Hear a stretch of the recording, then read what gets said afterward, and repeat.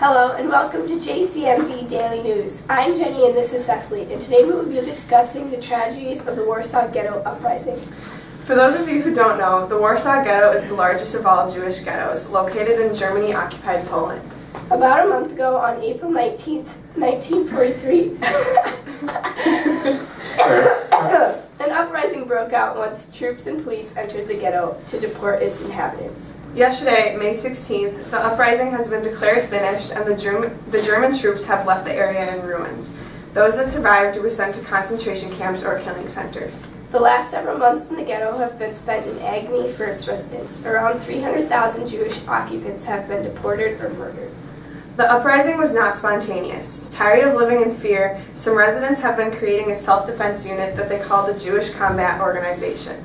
There were approximately 200 members. They wanted to be ready for the next time anyone tried to take them away. The next time the soldiers entered the ghetto, most of its citizens were in hiding. The streets were deserted. The troops used their weapons to force people out of hiding, and this is when they were faced with resistance. The Germans were completely caught by surprise. 12 men were killed and the soldiers were forced to retreat beyond the walls. During the next month, the resistance was able to conjure up occasional retaliation, but the Germans gradually reduced the ghetto to a rubble. To symbolize the victory, the Germans used their resources just yesterday to destroy the Great Synagogue in the ghetto. Approximately 7,000 residents were killed during the uprising, and the rest, about 56,000, were sent to concentration camps. Even after the end, the rare surviving citizens hiding out in the ruins continued to attack the troops. Now we're going to Denny with an on-site report of this event. Hello, I'm Denny Zoff and I'm at the Warsaw Ghetto where the deportation of Jews happened. I have with me Bort Spiegel, a survivor of the uprising. Tell me a little bit about what you went through at Warsaw and what you're doing today. Hi, I am Bort Spiegel, a Jewish soldier that has been living in the Warsaw Ghetto. I am 19 years old. It has been a long journey, but I escaped through the sewers along with others, including Chaika Belikowski. I am lucky to be alive today and do not know how I came out alive. Rumors were going around the ghetto that these deportations might happen one day, so I was in anticipation of fear.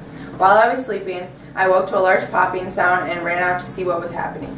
German soldiers were walking around, taking my fellow neighbors by the wrist and pulling them in vehicles and taking them to concentration camps.